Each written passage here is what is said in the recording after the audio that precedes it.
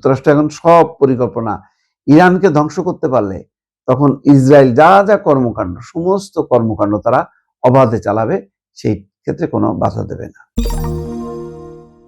সারা বিশ্বের নাকের ডগায় পশ্চিম তীর দখল করে ফেলতেছে ইসরায়েল। এখানে কোনো ট্রাম্পের না নেই, তার সমস্ত মনোযোগ হচ্ছে ইরান। আজকের খবর হলো পশ্চিম তীরে ইসরায়েলের বসতি প্রকল্পের তীব্র নিন্দা পশ্চিমাদের। লাভ কি? কেন? পশ্চিম তীরের E1 এলাকায় ইসরায়েলের বসতি নির্মাণের সিদ্ধান্তকে অগ্রহণযোগ্য বলেছে যুক্তরাজ্য, ফ্রান্স, জার্মানি, ইতালি এবং কানাডা। এতগুলো দেশ বলতেছে। এই তালিকার মধ্যে যুক্তরাষ্ট্র আছে? যুক্তরাষ্ট্র নেই। যেহেতু যুক্তরাষ্ট্র নেই, সুতরাং ইসরায়েল কাউকে পরোয়া করবে না।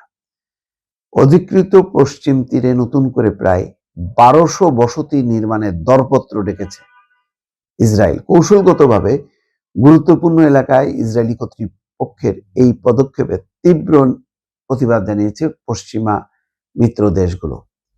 বৃহস্পতিবার এক যৌথ বিবৃতিতে যুক্তরাজ্য, ফ্রান্স, জার্মানি, ইতালি, কানাডা ইসরায়েলের এই সিদ্ধান্তকে অগ্রহণযোগ্য হিসেবে বর্ণনা করে অবিলম্বে পরিকল্পনা বাতিলের আহ্বান জানিয়েছে।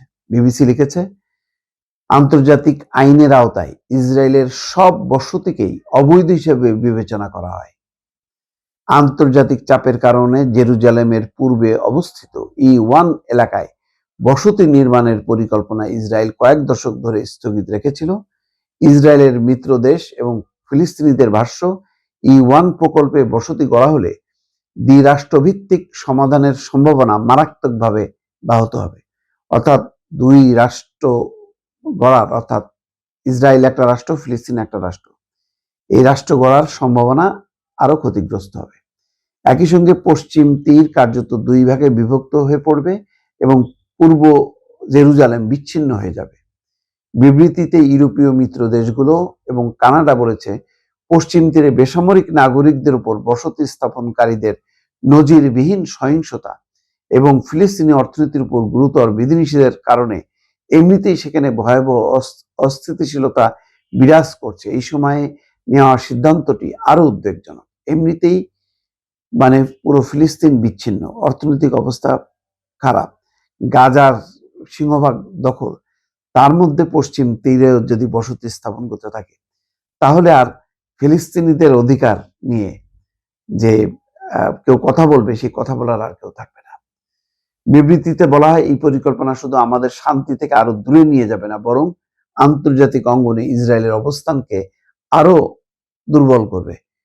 অর্থাৎ তারা তো ইসরায়েলের পক্ষেই অবস্থান নেয়, কিন্তু চোখের সামনে একটা অন্যায় দেখতেছে, অন্যায্য আচরণ দেখতেছে, যেখানে দ্বিরাষ্ট্রের একটা পরিকল্পনা করছে যে দুইটা রাষ্ট্র হইলে তাহলে সমাধান হয়।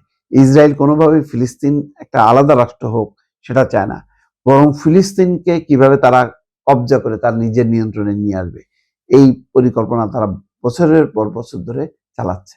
এখন এই পশ্চিম তীরে বসতি স্থাপনের মধ্য দিয়ে সেটাই দেখাচ্ছে। আন্তর্জাতিক সমস্ত নির্দেশ, পরিকল্পনা বা অবস্থানকে তারা বৃদ্ধাঙ্গুলি দেখাচ্ছে। পৃথক বিবৃতিতে জাতিসংঘের মহাসচিব এবং বেলজিয়ামের পররাষ্ট্রমন্ত্রীও বলেছেন, E1 পরিকল্পনা একটি অখণ্ড ফিলিস্তিন রাষ্ট্র গঠনের জন্য হুমকি স্বরূপ। এর আগে বৃহস্পতিবার যুক্তরাজ্যের পররাষ্ট্রমন্ত্রী এড মিলিব্যান্ডের সমালোচনা সরাসরি প্রত্যাখ্যান করেন ইসরায়েলের প্রধানমন্ত্রী। ওই যে তারা আর এগুলি তোয়াক্কা করবে না, তোয়াক্কা না করে তারা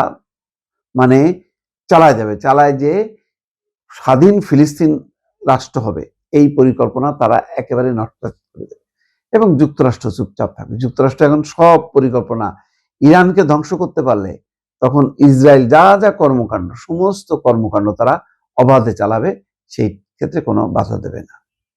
দুর্ভাগ্য বিশ্বের।